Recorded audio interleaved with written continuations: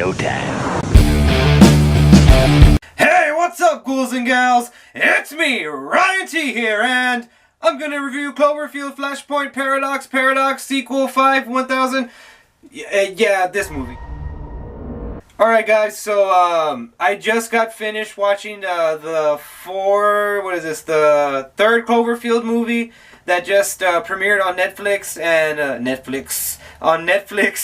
I'm not drunk, alright? I just have a speech impediment. And I have to say, I initially was super like wanting to hate this movie and stuff, and I didn't hate it. I didn't hate the movie, but that's not saying that I necessarily liked it. What? Spinning. Everything is spinning. It's kind of hard to get into this movie for me because I feel like a lot of people are gonna like this movie and their opinion is gonna differ from my opinion. And I'm also very buzzed because I tried to drink a couple of beers to like soften the blow to watch this movie, and let me tell you, it really didn't work.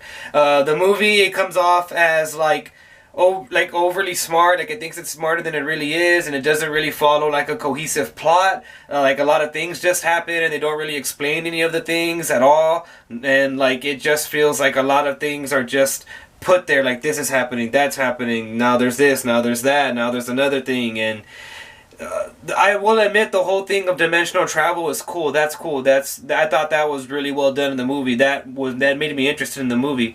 The movie, the best way that I can explain it is it's an enjoyable mess. It's a mess of a movie. It's scattered brain. The movie at times it's a horror movie, and then at times it's just a sci-fi movie, and at times it's a sci-fi mystery, and then at times it's just basically ripping off other sci-fi movies. At times I was like, am I watching an alien movie? Am I watching a insert title space movie here movie? The movie is very, for lack of a better word, unoriginal, and that's very odd to say about a movie that has a very original premise. I mean, the premise of the movie is pretty cool and original. I like that they jump to another dimension, and them jumping into that other dimension is making it collide together, and they're kind of like merging in a way, and it's kind of like picking them off one by one, and that's cool. I mean, I like that, but the way that it's done is so cliche and so basic, and it's...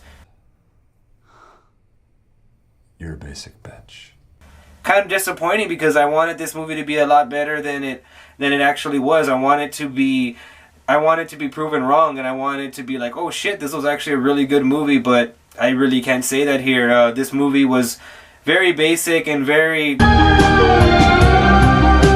I know it sounds like this movie is not good or whatever, but I mean, this movie, it is enjoyable. It's just not as good as it's making itself out to be. I mean, it's probably the weakest movie in the Cloverfield franchise. I'm sure everybody can agree on that. 10 Cloverfield Lane is probably the best one, and then the first one goes after that, and this one's the third one in the series. It really is the third one in the series. Again, this film, it's not all that it's cracked up to be, but no, it's not terrible. It's very run-of-the-mill, and it's sad to say because it had a lot of opportunities to do some very good things. And I will say the ending scene was pretty cool, but those 10 seconds don't make up for a whole entire movie. Ooh, sick burn. So, I guess I gotta give it a 5 out of 10. I was initially going to give it a 6 out of 10, but I can't. I got to give it a 5 out of 10. The movie was very predictable at times. I knew certain characters were going to do certain things before they even did them, and I'm sure you will too. When you watch the movie, you're going to be like, oh shit, yeah. And then there's certain things that just go without being explained, and it kind of throws the audience off, and it's just like, okay, so you're just going to glaze over that? You're not going to like explain that to us? Yeah, so for that, I give this movie a 5 out of 10. It's very scatterbrained, it's not cohesive at all, and a good 10-second ending doesn't make up for the whole movie. So, with that being said, I'm Ryan T. I hope you like this review, and I'll see you in the next one.